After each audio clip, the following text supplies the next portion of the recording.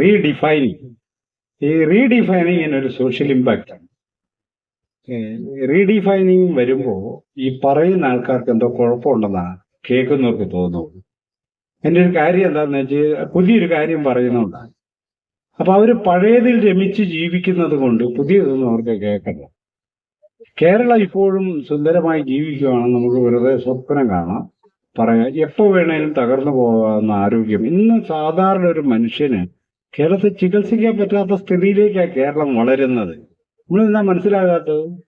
നമുക്കെന്താ ഇത് പിടികിട്ടാത്തത്? സർക്കാർ സ്കൂളുകൾ എത്ര എണ്ണം അടച്ചിട്ടുണ്ടെന്ന് ചോദിച്ചപ്പോൾ മന്ത്രി 3 മാസമായിട്ട് നിയമസഭയിൽ പറയുന്ന മറുപടി കണക്കെടുത്തോണ്ടിരിക്കുന്നു. ഇത്രമാത്രം കണക്കെടുക്കാണല്ലോ. ഇത് പറയണ്ടേ 28 എണ്ണം പൂട്ടിപ്പോയെന്ന്, അല്ലെ 52 എണ്ണം പൂട്ടിപ്പോയെന്ന് പറയണ്ടേ? പൂട്ടുന്നുണ്ടെന്നേ, അതാ സത്യം.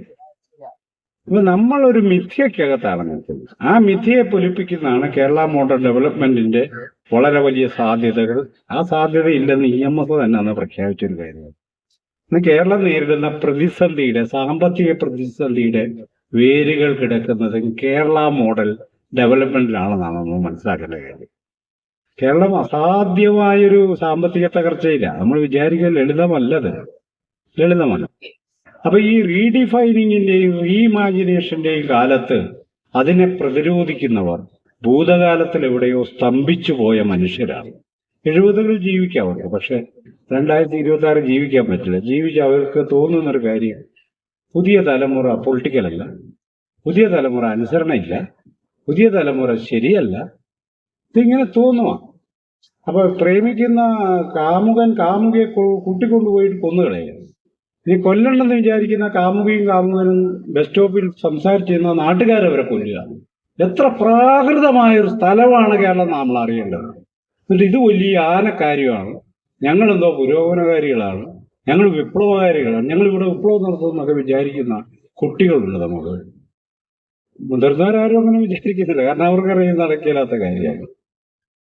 അപ്പൊ ഇതിനകത്ത് ഞാൻ പറയുന്ന ഒരു കാര്യം, Kerala model development is not a model now. ആദ്യഘട്ടത്തിൽ അങ്ങനെ പ്രചരിപ്പിച്ചുറപ്പിച്ചു, അതിപ്പോ അതല്ല. 2, കേരളം ഇന്ന് നേരിടുന്ന സാംസ്കാരിക, സാമൂഹിക, സാമ്പത്തിക പ്രതിസന്ധിയുടെ വേരുകൾ ഈ കേരള മോഡൽ ഡെവലപ്മെന്റിലാണ് കിടക്കുന്നത്. കേരളത്തിലെ ആധുനിക ഭരണകൂടം സൃഷ്ടിച്ച പ്രതിസന്ധികളിലാണ് നമ്മൾ അതിനെ തേടേണ്ടത്. കേരളത്തിൽ കൃഷി നടക്കാത്തത് വെള്ളമില്ലാത്തതുകൊണ്ടാണെന്ന് പറഞ്ഞ ശാസ്ത്രജ്ഞന്മാരുള്ള സ്ഥലമാണ് കേരളം. 44 നദികൾ ഒഴുകുന്ന കേരളത്തിൽ 2 ശുദ്ധജല തടാകങ്ങളും അനേകായിരം കുളങ്ങളും എവിടെ കുഴിച്ചാലും വെള്ളവും കിട്ടുന്ന കേരളത്തിൽ ഇത് ഇല്ലാത്തത്, കൃഷി നടക്കാത്തത് വെള്ളം ഇല്ലാത്തതുകൊണ്ടാണെന്ന് പറയണമെങ്കിൽ അവരുടെ കൗശലം, വലിയ ആൾക്കാരാണ്, അവരുടെ കൗശലം നമ്മൾ മനസ്സിലാക്കണം. അപ്പോൾ ഉടനെ കല്ലട പദ്ധതി 21 കോടി രൂപ തീർന്നപ്പം 265 കോടി രൂപ. എങ്ങനെയുണ്ട്? ഇവിടെ നടക്കുന്ന കാര്യം നമ്മൾ മനസ്സിലാക്കണമെന്നേ. 21 കോടി രൂപയ്ക്ക് ഒരു പദ്ധതി തീർക്കുമെന്ന് പറഞ്ഞിട്ട് 265 കോടി രൂപ കേരള മോഡലാന്നാ പറയണം. ഈ മോഡൽ വേണ്ട എന്ന് നമുക്ക് പറയണം, പറഞ്ഞേ പറ്റൂ. അതായിരിക്കും നല്ല. അല്ലാണ്ട് ഇതിനെക്കുറിച്ച് ഇനി തിരിച്ചും മറിച്ചും ആലോചിച്ച് നമ്മൾ വെറുതെ സമയം കളയേണ്ടതില്ല. നമ്മൾ പുതിയ സാധ്യതകൾ അന്വേഷിക്കുക എന്നതാണ് നമ്മൾ ചെയ്യേണ്ട ഒരു കാര്യം. ഒരു കാര്യം കൂടി പറയട്ടെ, ഞാൻ ഈ പറയുന്ന കേരളം രക്ഷപ്പെട്ടത് കേരള മോഡൽ ഡെവലപ്മെന്റ് കൊണ്ടല്ല. കേരളം രക്ഷപ്പെട്ട, കേരളത്തിലെ ഈ ദളിതർക്കും ആദിവാസികൾക്കും ഒക്കെ ഒരു ചെറിയ നല്ല വസ്ത്രം ധരിക്കാനും 10 പേര് നിൽക്കുന്നവർക്ക് വർത്തമാനം പറയാനും ഒക്കെ അവരെ പ്രാപ്തമാക്കിയത് റിസർവേഷനാണ്. കേരളത്തിൽ നടന്ന ഒരു വിപ്ലവമല്ല, ഞാൻ തറപ്പിച്ച് പറയുന്നത്. മറിച്ച് റിസർവേഷനിലൂടെ ഒരു ജോലി കിട്ടി, വിദ്യാഭ്യാസം കിട്ടി പുറത്തു വന്നവരാണ് മനുഷ്യന്റെ മുഖത്ത് നോക്കി സംസാരിക്കാൻ തുടങ്ങിയത്. നമ്മൾ മനസ്സിലാക്കണത് മലയാളി സമൂഹം എങ്ങനെ അതിജീവിച്ചത് കേരള മോഡലിന്റെ ഗുണഫലങ്ങൾ കൊണ്ടാണ്. നിങ്ങൾക്കറിയാം, 1970 ജനുവരി 1 കേരള ഭൂപരിഷ്കരണ നിയമം നടപ്പിലാക്കി. 69 മുതൽ 79 വരെ കാർഷിക മേഖലയിലെ വളർച്ചയുടെ കണക്ക് നമുക്ക് ലഭ്യമാണ്. നിങ്ങളൊന്ന് പരിശോധിച്ച് നോക്കി. മുഴുവൻ ധാന്യവിള കൃഷിയും തകർന്നു പോവുകയും നാണ്യവിള മെച്ചപ്പെടുകയും ഒരു ചരിത്രം നിങ്ങൾക്ക് കൃത്യമായി കാണാം. ഇതെങ്ങനെ ഉണ്ടാവുന്നു? അത് കാർഷിക മേഖലയിൽ ഡിപ്പെൻഡ് ചെയ്ത് മാത്രം ജീവിക്കുന്നവരിലേക്കല്ല ഭൂമിയുടെ ഉടമസ്ഥത പോകുന്നത്. അവർ കാർഷിക മേഖല ഡിപ്പെൻഡ് ചെയ്യുന്നത്. യഥാർത്ഥത്തിൽ മലയാളികൾ രക്ഷപ്പെട്ടത് 40 മുതൽ 60 വരെ നടക്കുന്ന ആഭ്യന്തര കുടിയേറ്റം എന്ന് വിളിക്കാവുന്ന ഈ മലബാറിലേക്കും കണ്ണൂരിന്റെ കിഴക്കൻ പ്രദേശത്തേക്കും ഈ ഇടുക്കിയിലേക്കൊക്കെ മനുഷ്യർ കടന്നു ചെന്ന് കാട് വെട്ടിത്തെളിച്ച് കൃഷിഭൂമി ഉണ്ടാക്കി കൃഷി ചെയ്ത് അങ്ങനെയാണ് യഥാർത്ഥത്തിൽ 60കളിലും 70കളിലും ഒക്കെ മലയാളി സമൂഹം വികസിച്ചത്. ഈ അറബിക്കടൽ നീന്തിക്കേറി ഗൾഫിൽ പോയും പത്താമേരിയിൽ പോയി അകലെ ഇട്ടിട്ട് നീന്തിക്കേറി പോയ മനുഷ്യരുണ്ട് ഈ മലബാറിൽ. എന്ന് പറഞ്ഞാൽ മൈഗ്രേഷനാണ്. 1960 സ്വന്തം കുട്ടികളെ ഒറ്റയ്ക്ക് ബോംബെക്ക് വിട്ട സ്ഥലമാണ് എന്റെ നാട് തിരുവിതാംകൂർ. ഒറ്റയ്ക്ക് പെൺകുട്ടികളെ ഇവിടുത്തെ ഈ കാസ്റ്റ് പാട്രിയാർക്കിക്ക് ആലോചിക്കാൻ പറ്റാത്ത കാലത്ത് ക്രിസ്ത്യാനികൾ സ്വന്തം കുട്ടികളെ ഒറ്റയ്ക്ക് പറഞ്ഞുകൊണ്ട് അവരവിടെ ചെന്ന് ജോലി ചെയ്തു. പിന്നെ അടുത്തത് ഗൾഫായി, പിന്നെ അമേരിക്കയായി, യൂറോപ്പായി, ഓസ്ട്രേലിയയായി. ഇങ്ങനെയാണ് യഥാർത്ഥത്തിൽ മലയാളി സമൂഹം സമ്പന്നമാകുന്നത്. കേരളത്തിൽ നടന്ന ഒരു വിപ്ലവത്തിൽ നിന്നും ഉണ്ടായതല്ല ആ അധിക മിച്ചം എന്ന് പറയാം. അല്ലെ പറയട്ടെ, ഇന്ന വിപ്ലവം നടത്തി അധിക മിച്ചം ഉണ്ടാക്കിയിരുന്നു, കാർഷിക മേഖലയിൽ ഇന്നത് ചെയ്തു, ഇന്ന് മിച്ചം ഉണ്ടാക്കി എന്ന് പറഞ്ഞു. അത് പറയാൻ നമുക്കില്ല. അപ്പൊ യഥാർത്ഥത്തിൽ ഒരു കാര്യം കൂടി പറഞ്ഞു ഞാൻ അവസാനം. ഏങ്കോണിപ്പല്ലത് ഈ വിദ്യാഭ്യാസം കടന്നു വന്ന വഴി ഇതാണ്. ആരോഗ്യം. വിനിൽ പോളിന്റെ ഒരു ലേഖനത്തിൽ വള്ളത്തേലുള്ള ഡിസ്പെൻസറിയെ കുറിച്ച് പറയുന്നുണ്ട്. കുട്ടനാട്ടിൽ വള്ളത്തിലാണ് ഡിസ്പെൻസറി എന്ന് പറയുന്നത്. നമ്മുടെ നാട്ടിൽ ഒത്തിരി ആശുപത്രി ഉണ്ടാകുന്ന നല്ലതാണെന്ന് നമ്മൾ വിചാരിക്കരുത്. അതിന്റെ അർത്ഥം നമ്മൾ മഹാരോഗികളാണെന്നാണ് അതിന്റെ അർത്ഥം. സ്പെഷ്യലൈസേഷൻ ആശുപത്രി വേറെ സംഭവം. എന്തെങ്കിലും വലിയ ആക്സിഡന്റ് ഉണ്ടായാൽ പെട്ടെന്ന് കൈകാര്യം. ഇതങ്ങനെ അല്ലല്ലോ, നൂറുകണക്കിന് ആശുപത്രികളാണ്. അതൊരു വികസന മാനദണ്ഡമല്ലത്. അവരല്ല നമുക്ക് ആയുസ് വർദ്ധിപ്പിക്കുന്നത്, നമ്മൾ തെറ്റിദ്ധരിക്കുന്നതാണ് അവർ. മൂന്നാമത് ശുചിത്വമാണ്. മലയാളിക്ക് ശുചിത്വമുണ്ട്. അതെവിടെ നിന്നാണ് വന്നത്? ഈ മോഡലിൽ നിന്ന് വന്നാണോ? 57-ന് ശേഷം വന്നൊരു കാര്യമാണ്? 40-ന് ശേഷം വന്ന കാര്യമാണോ? ദേശീയ പ്രസ്ഥാനം ഉണ്ടായതിനു ശേഷം വന്നാണോ ശുചിത്വം? നിങ്ങൾ ഇപ്പോഴും തെലങ്കാനയുടെ ഉൾനാടൻ ഗ്രാമങ്ങൾ സഞ്ചരിക്കും. പോത്തും പന്നിയും കുട്ടികളും ഒരുമിച്ച് കുളിക്കുന്ന കുളപ്പുഴം കാണാൻ പറ്റും. കേരളത്തിൽ നിങ്ങൾക്കത് കാണാൻ പറ്റില്ല. അതിന്റെ കാരണം കേരള മോഡൽ അല്ല. പൊയ്കയിലപ്പച്ചനെ പോലെയുള്ള നവോത്ഥാന മനുഷ്യരാണ് കേരളത്തെ വൃത്തി എന്താണെന്ന് പഠിപ്പിച്ചത്. അടിമക്കൂട്ടങ്ങളെ കുളിപ്പിച്ച് ശുഭ്രവസ്ത്രം ധരിച്ച് തെരുവിലേക്ക് കൊണ്ടുവന്ന, എന്ന് പറഞ്ഞാൽ മനുഷ്യന്റെ ആത്മാവിനെയും ശരീരത്തെയും പരിഷ്കരിച്ച വിശാലമായ മനുഷ്യ ദർശനമുള്ള മനുഷ്യരിവിടെ ഉണ്ട്. നമ്മൾ അവരെ കാണുന്നില്ല. നമുക്കെല്ലാം വൃത്തിയാന്നാണ്. എന്ത് വൃത്തി? അയലോക്കാരന്റെ പറമ്പിലേക്ക് ഉച്ഛിഷ്ടം വലിച്ചെറിയുന്നതാണല്ലോ മലയാളിയുടെ ഏറ്റവും വലിയ വൃത്തി.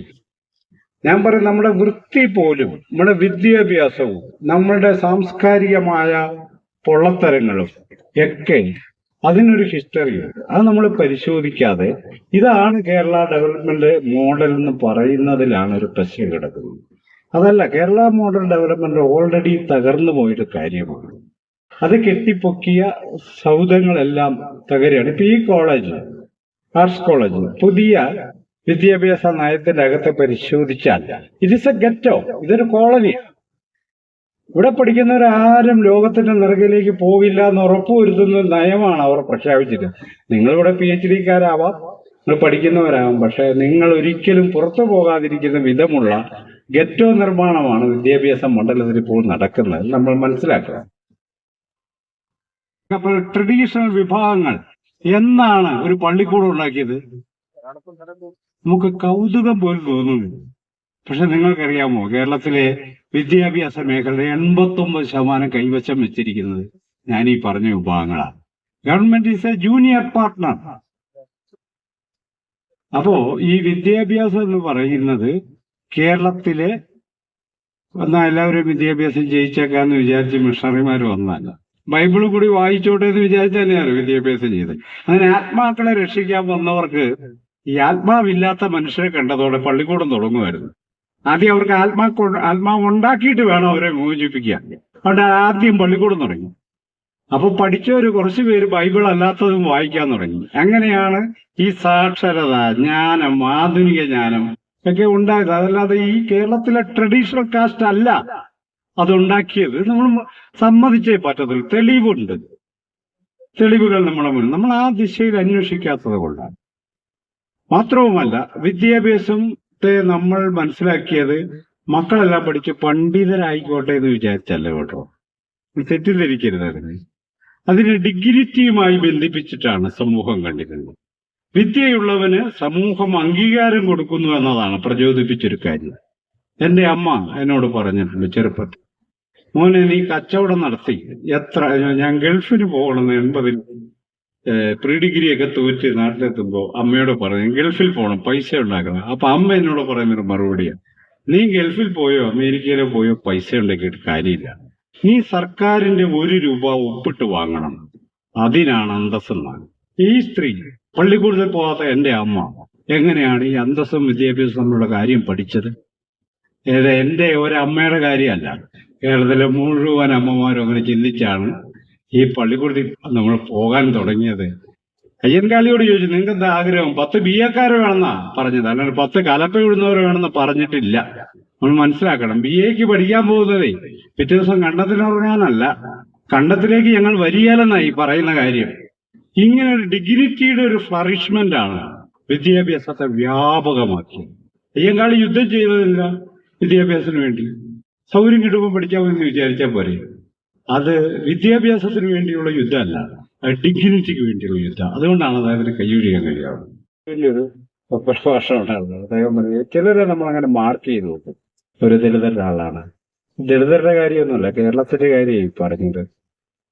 ദളിത് ക്വസ്റ്റ്യൻ റേസ് ചെയ്യുന്നത് സവിശേഷമായ ഒരു സാഹചര്യത്തിലും ഒരു കോണ്ടസ്റ്റിലും മാത്രം. ദളിത് ക്വസ്റ്റ്യൻ അല്ലത്. ഞങ്ങൾക്ക് ഭൂമി കിട്ടിയില്ല, അതെങ്ങനെയെങ്കിലും തരണം എന്നല്ല ഈ പറയുന്നത്. ആ ഡിസ്ട്രിബ്യൂഷൻ തന്നെ അടിസ്ഥാനപരമായി തകരാറാണ്. അതൊരു സമ്പദ്ഘടനയെ തകർക്കുന്നത്, ഈ പുതിയ തലമുറയെ അനാഥമാക്കുന്ന ഒരു മണ്ഡലത്തിലേക്ക് അത് പ്രവേശിച്ചിട്ടുണ്ട്. ഇനി അവിടെ കൂടി സ്റ്റാഗ്നന്റ് ആയാൽ, അമേരിക്കയിലും യൂറോപ്പിലും സ്റ്റാഗ്നന്റ് ആയാൽ നിങ്ങളൊക്കെ അവിടെ പോകുന്ന പറയുന്നു. എങ്ങും പോക്കടയില്ല. ജോസഫിന്റെ കവിതയിലെ വാക്കാ പോക്കടയില്ല എന്ന് പറഞ്ഞു. പോക്കടയില്ല. അതുകൊണ്ട് നമുക്ക് ഇവിടെ തന്നെ കാര്യങ്ങളെ നല്ല രീതിയിൽ നമുക്ക് റീഓർഗനൈസ് ചെയ്ത് റീസ്ട്രക്ചർ ചെയ്ത് എടുക്കേണ്ടി വരും. അതിനാണ് ഭരണകൂടം നേതൃത്വം കൊടുക്കേണ്ടത്, രാഷ്ട്രീയ പാർട്ടികൾ നേതൃത്വം കൊടുക്കുക. അതല്ലാതെ കേരള മോഡൽ തിരിച്ചു പിടിക്കുക എന്നൊക്കെ പറയുന്നത് ഇപ്പോൾ തിരിച്ചു പിടിച്ചിട്ടും വലിയ കാര്യമൊന്നുമില്ല എന്നാണ് അടിസ്ഥാനപരമായി മനസ്സിലാക്കുന്നത്. ഓക്കെ.